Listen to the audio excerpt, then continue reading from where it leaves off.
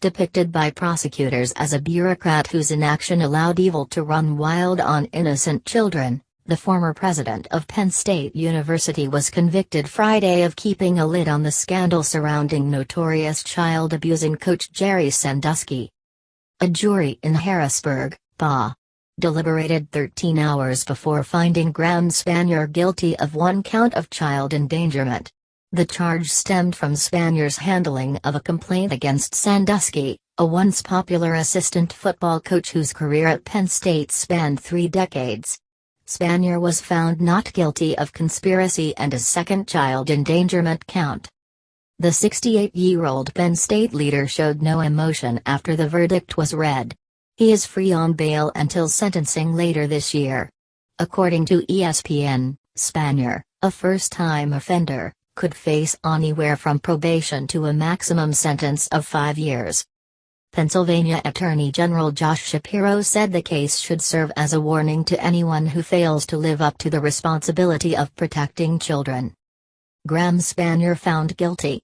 "No one is above the law," Shapiro tweeted. "My office will hold anyone accountable who abuses or fails to protect kids." The trial centered on how Spanier and 2 other university leaders handled a complaint by a graduate assistant who said he reported seeing Sandusky sexually molesting a boy in a team shower in 2001. The administrators told Sandusky he could not bring children onto the campus any longer, but they did not report the matter to police or child welfare authorities.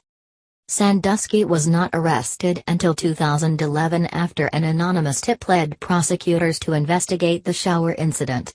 He was convicted the next year of sexually abusing 10 boys and is serving a decades-long prison sentence. 4 of the 8 young men testifying at Sandusky's trial said the abuse occurred after 2001. Evil in the form of Jerry Sandusky was allowed to run wild, Deputy Attorney General Patrick Schelt told the jury. Sam Silver, Spanier's lawyer, said, "There always have been substantial questions in this case that need to be reviewed and resolved by the appellate courts, and we fully intend to pursue an appeal." The New York Times reported. The scandal sent shockwaves through the Penn State community. It led to the firing of Hall of Fame coach Joe Paterno, who died of cancer at 85 in early 2012, and resulted in the school paying out more than $90 million to settle civil claims by over 30 accusers. Paterno was never charged with a crime. 2 of Spanier's former lieutenants, athletic director Tim Curley and vice president Gary Schultz, pleaded guilty to misdemeanor child endangerment charges a week ago and testified against Spanier. But all 3 denied they were told the encounter in the shower was sexual in nature. In a statement following the verdict, Penn State said, "First and foremost, our thoughts remain with the victims of Jerry Sandusky.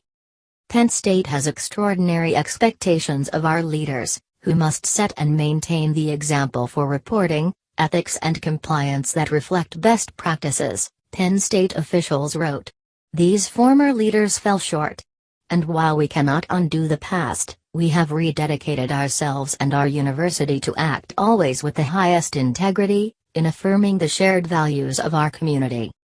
A key piece of evidence was an email exchange in which Spanier and his lieutenants debated what to do after getting the shower allegation from graduate assistant Mike McQuarrie. Spanier approved having Curley tell the retired coach to stop bringing children to athletic facilities and inform the Second Mile, a charity for at-risk youth founded by Sandusky. But the evidence also showed they had earlier planned to inform the State Department of Public Welfare.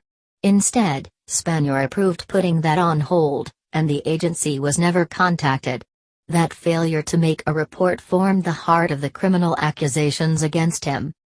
"The only downside for us is if the message isn't heard and acted upon, and we then become vulnerable for not having reported it," Spanier told Curley and Schultz in 2001 in the email exchange.